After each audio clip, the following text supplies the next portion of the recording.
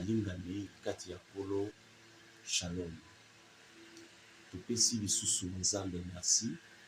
Ndenge apesi biso libaku tokutana lisusu tokoka kosolola partager ensemble liloba na Nzambe et surtout mingi biso nyonso tozwi occasion ya kolanda video oyo tozolanda makambo ezoleka na bareseau sociaux ezali kolobela bato ebele mingi biso mpe lokola. C'est pourquoi toye mpe na contribution na biso likolo ya nyonso eza koleka nyonso eza kolobama mpona koapporter lumière ya parole de Dieu afin que tokoka komilendisana. Bien aimé, lelo lisumu ya David na église eza liteya monene oyo mpe ezobikisa ebele bato eloko oyo asalaki. Lelo lisumu na ngai lisumu mpe ya yo ndeko ekoki mpe kozala sujet monene ya leson mpona komema ebele ya baninga mpe na repentance afin que biso tokoka kocomprendre parce que Nzambe ateyaka biso na bamaniere ebele mpenza autilisaka makambo ebele juste mpona koexhorte biso. Verset ya liboso tozobanda nango okolimisanga naza koutilize Bible ya téléphone. Verset ya liboso ezali mokanda na Esaïe chapitre 21. Esaïe chapitre 21 verset 11 na 12. Bible elobi bo. Oracle sur Douma. On m'écrit de Séhir. Sentinelle, que dis-tu de la nuit? Sentinelle, que dis-tu de la nuit? La sentinelle répond, le matin vient et la nuit aussi. Si vous voulez interroger, interrogez, convertissez-vous et revenez. Kala babandaki kotonga batu eza bandako milai minene na baconstruction ya bavile ya kala bazaki so batongi ville bakosala mama na tour wana parce que na bepoke wana baradar ezalaki te eloko moko ekosunga bato mpo bamona na mosika bakoka kocomprendre eloko moko ezouta na mosika ezalaka te nde batour wana ebandaki kosunga bakozwa sentinelle amati likolo ya tour wana. Leur sentinelle amati likolo ya tour ezopermettre ye sikoyo amona mosika amona de loin soki moto aza koya sikoyo ezalaki na kati ya bavile wana avant moto abima il faut lekana nanu ointerroger sentinelle. Sentinelle butu eza ndenge nini, journée eza ndenge nini, eloko nini oyo ozomona. Donc sentinelle wana azalaki kojouer rôle lokola ya satellite lokola ya caméra mpona koinformer donc bato nyonso babandaki kozwa nde information epai ya sentinelle. Sikoyo na kati ya verset oyo bazotuna sentinelle batuni ye question.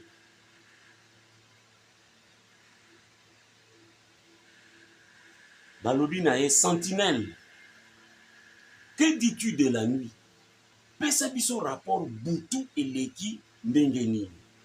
Bible lobi sentinelle répond na verset 12. La sentinelle répond, le matin vient et la nuit aussi. Ah, quelle réponse! Sentinelle alobi nazo mona na musika. Deux choses eza koyambala moko. Le matin et la nuit. Donc mélange moko ezo salama. Ya butu na moi. Maintenant, tout cela vient au même moment. C'est ce que la sentinelle est en train de dire. Le matin vient, mais la nuit aussi. Si vous voulez interroger, convertissez-vous et revenez. Sentinelle amoni tant moko compliqué. Ils ont mélangé na butu na moi. Eza koya nyonso nzela moko. Nzoka mukolo yaka, si le matin vient, la nuit va venir après. Si la nuit vient, le matin va venir après. Mais ici, la sentinelle est en train de voir le deux moments ezoya na tango moko. Et sali et loko babengaka en français crépuscule. C'est-à-dire il ne fait ni jour ni nuit. C'est ce que ce verset est en train de nous dire. C'est ce que Esaïe a raconté. Bien aimé. Et c'est le temps que nous sommes en train de voir maintenant. Tokomi na tango yo eloko elekana na kati ya Bible. Tato yo ayebisaki bana na ye balambela ye biloko. Balambele biloko parce que alingi abenir bango. Mwana moko akamati abomi nyama, mamani apese maye alati ba poil lokola ya ndeko na ye. Boyebi histoire o malamu. Aye akoti place papa zalaki. Papa asimbi ye na nzoto parce que papa za komona su malamu te.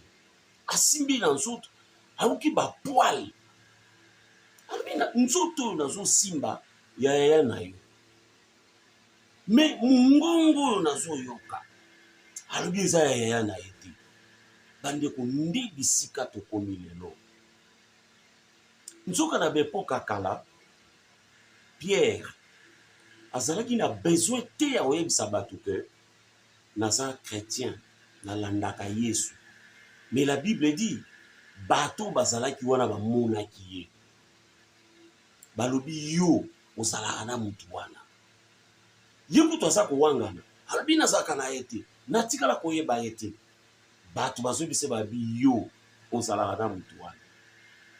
Mais lelo eza lisusu te biso. Bango nde bamona biso te.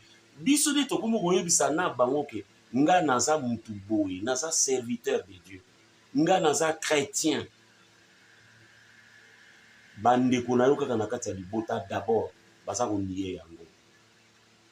Bato vandaka na bango na quartier na yo baza koniye yango ke mutu asambelaka te. Soki kutu ba yoki ozoloba bongo bato mosusu babukani na koseka. Likolo ya nini temps mibale eza koya. Butu na moi esangani. Bien aimé, c'est ce que nous sommes en train de vivre maintenant.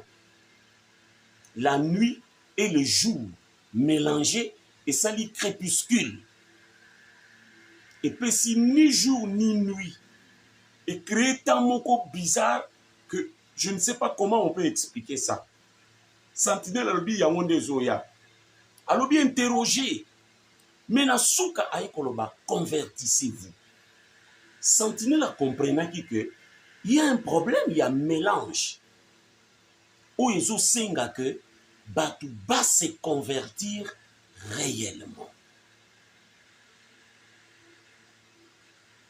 C'est ça ce que nous sommes en train de vivre maintenant, bien aimés dans le Seigneur.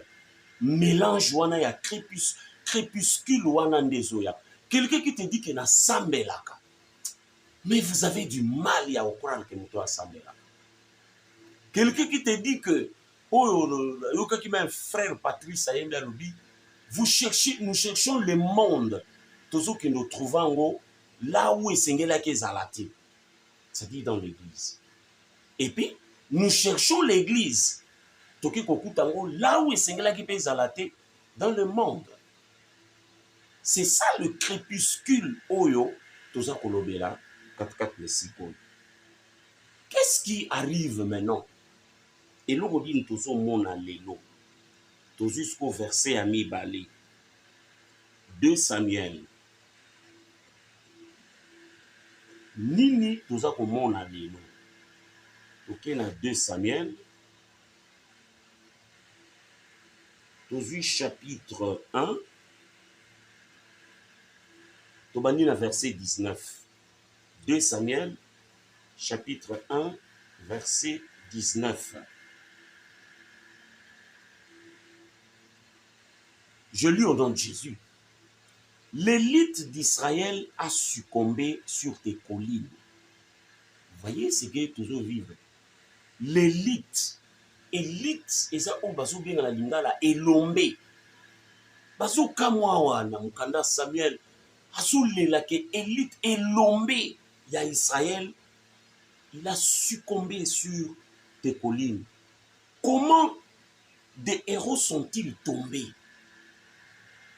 Mukapu, ils kamwa ke, comment bilombe, ba pilier bien-aimé, parce que na kokweya, nazolo baboyete pona bandeko nanga bakoyi te. Nazoloba boye ba bilombe on ezaka te batu balekaka na TV te. Yo pe oza elombe. Oza elombe na milieu oyo vandi. Mais la Bible dit les héros.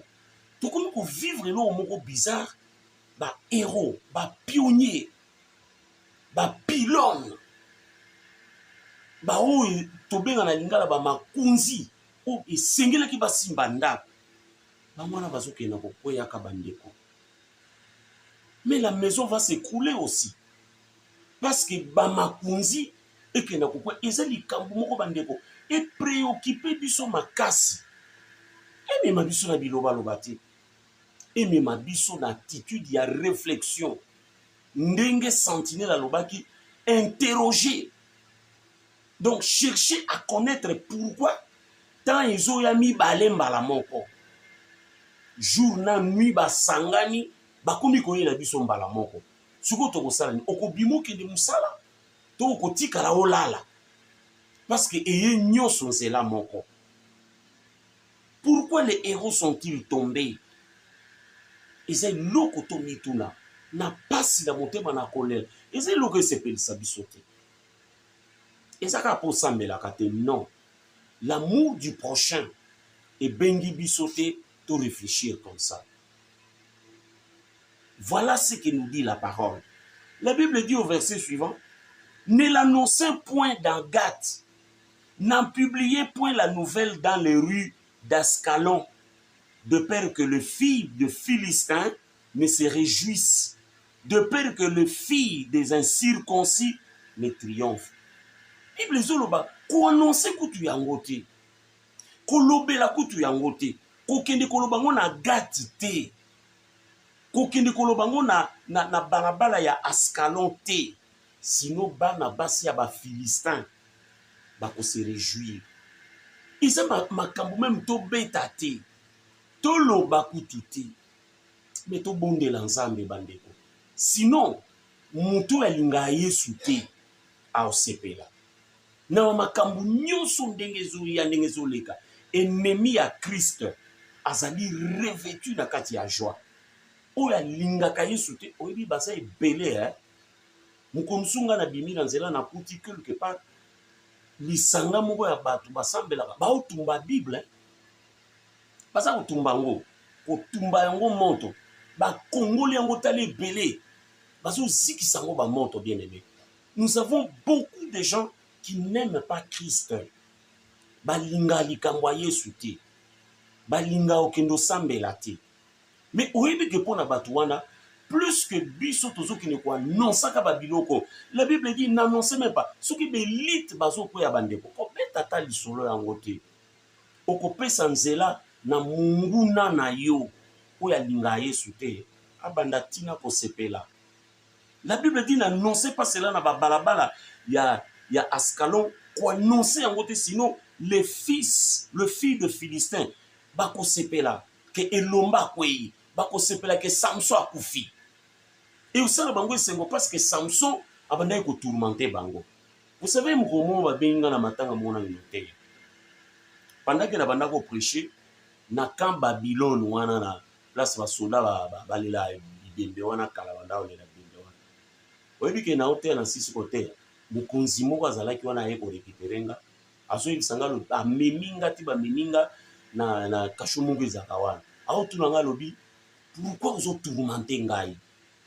Moi je me dis na tourmenter yo na nini nazalaki ko prêcher Jésus ko vanter kombo ya Jésus ko talisa batu ke le retour de Jésus est proche ko talisa batu le message sur la repentance, sur l'enlèvement de l'église, comment nous devons nous préparer, comment nous devons nous convertir, retourner à Jésus.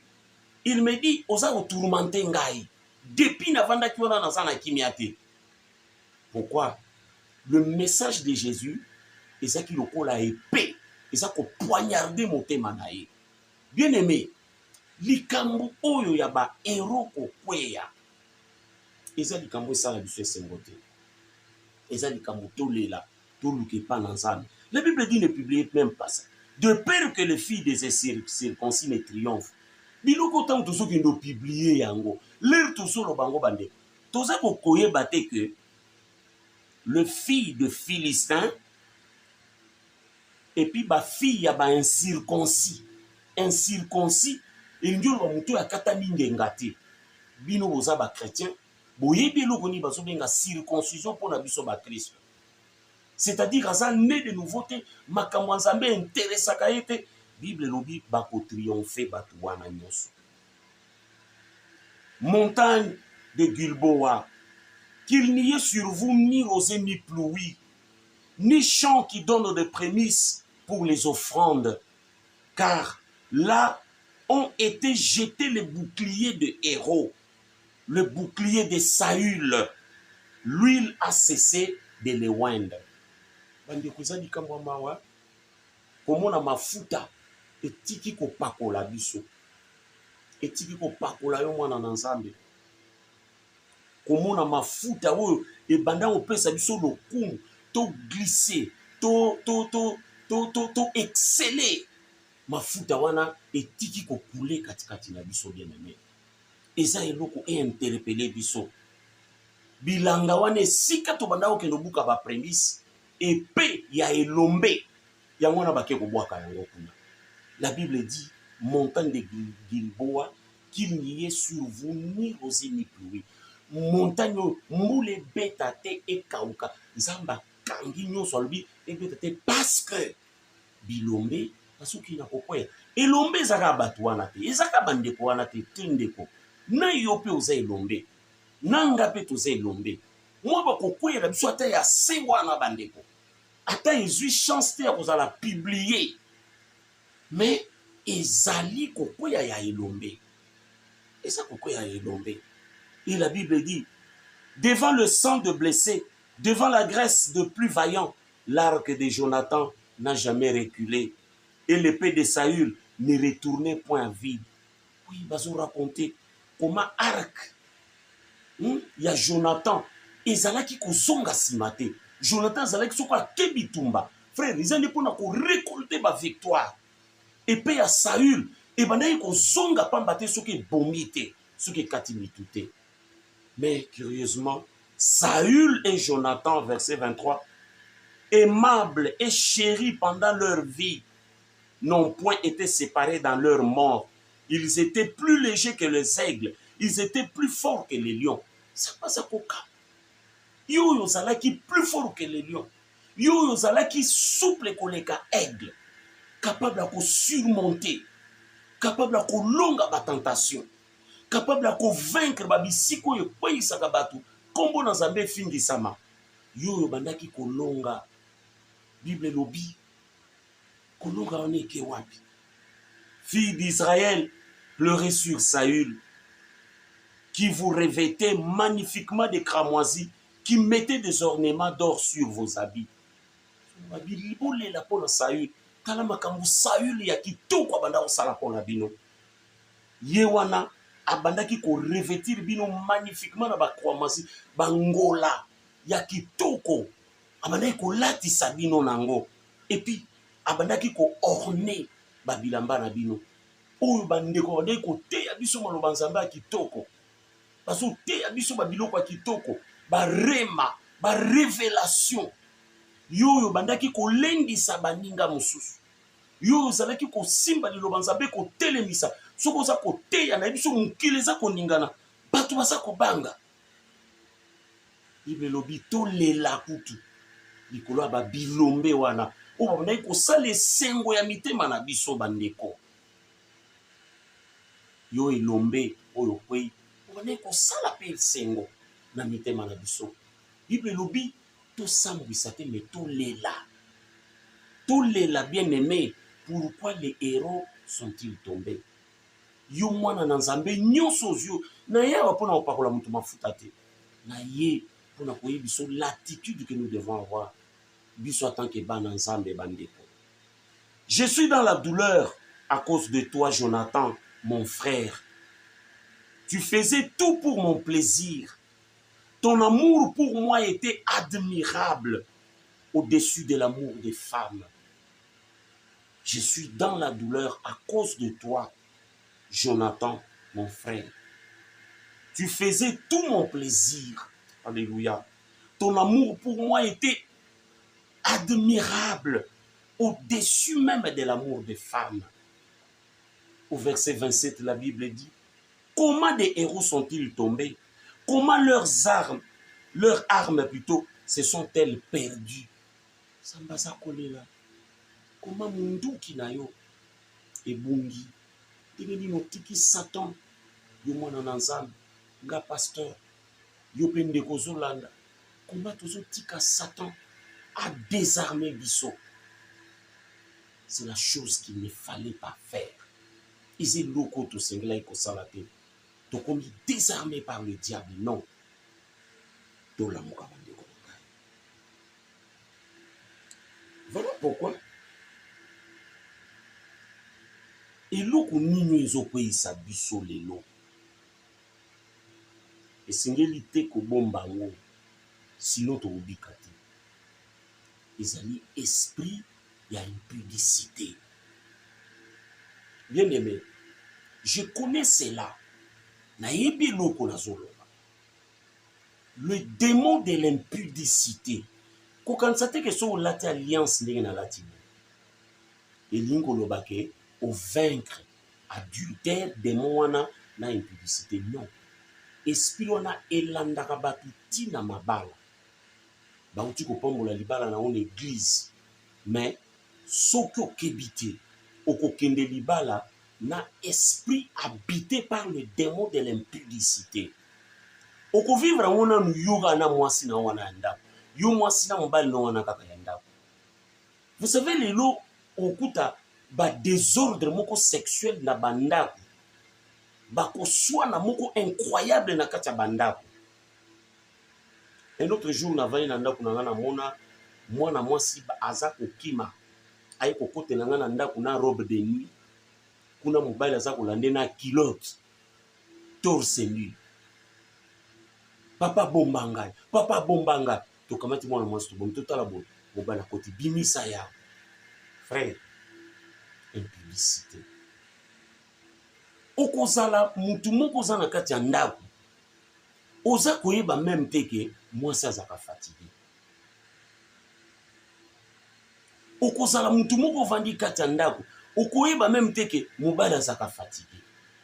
Nzoka tozokende na kokola. Ozalaki jeune fille, okenda libala okokoma maman. Yo pozaki papa okenda libala okoma papa. Mais tozokende na ko s'affaiblir petit à petit. Mais là où il y a l'esprit impudicité, nde ozomona ba naissance non désirable. Na kati ya ba couple tovandi ti biso ba nzambe okokuta ba avortement. Et ça ko sala matina ba couple soi-disant chrétien. Tala déjà bolongoli bazembi combien. Na ba alliance na maboko mais bo sali ba avortement. Na mwasi o bala ba pambola bino na église mais bo kendaka bo sala avortement. Likolo nini esprit oyo kako bien aimé. Nzoka quand vous lisez la Bible, sexualité nzamba salaki yango te pour na plaisir, non. Asalaki yango pour na procréation. Soko lingo vivre eloko malamu kende na règne animal. Kende pas banyama ndoko koute eloko wana. Vous savez bien aimé, vanda tala soso mwasi. Soki azana ba maki, jamais suswa mobali akoki koya komatela jamais kende kotala meme bambwa soki aza na chaleur te jamais jamais jamais mbwa mwasi moko te akondima eloko wana. Mais quand vous revenez chez les humains et pas la biso bato ndi okokuta sexualité tozongo comme un instrument à plaisir. Esika TV ezate, esika terrain à balle ezate, esika donc et comme de sexe, ça nous embrouille. To komi maintenant inondé na bana jusqu'au point que ça devient un scandale. Or la Bible dit mutu azokoka kozwa famille na ye en charge te azama bekole quand même païen. Nous serons jugés à cause de ça, bien-aimés. Esprit impudicité et kiti mingi katikati na lingomba. Je ne voudrais pas seulement dire à ma pasteur, non. Na lingomba. Et koti makasi na ba choriste, na ba pasteur, na ba fidèle. Et comme matata na ebisio et loko nzoka esprit oyo péché oyo bandeko na ngai. Eza péché moko et ridiculisaka batu na ndenge ya jeté. Je sais de quoi je suis en train de vous parler. Serviteur de Dieu. Et loko ezo sambwisa kosilisa valeur ya mutu. Impudicité. Et aussi sa valeur ya mutu. Vous voyez les hôtels, hôtels au monde à et ça va véritable dépôt. Hein? Quand nous allons là-bas, moi 10 dollars au footy, comment on a monté le rôle à au footy à mon été. Kuna nakati, eza oke kotika bomengo, totika bandak, totika ba mituka, totika ba voyage, totika ba lupemba. Biloko nyonso wana frère et nous soki ndo tia mukongo na mbetu ya hôtel vous sacrifiez beaucoup de choses et kobimoza kobima ozo bima main vide c'est pourquoi zo mona ba passe ba blocage ba biloko toza ko connaître lelo likolo ya nini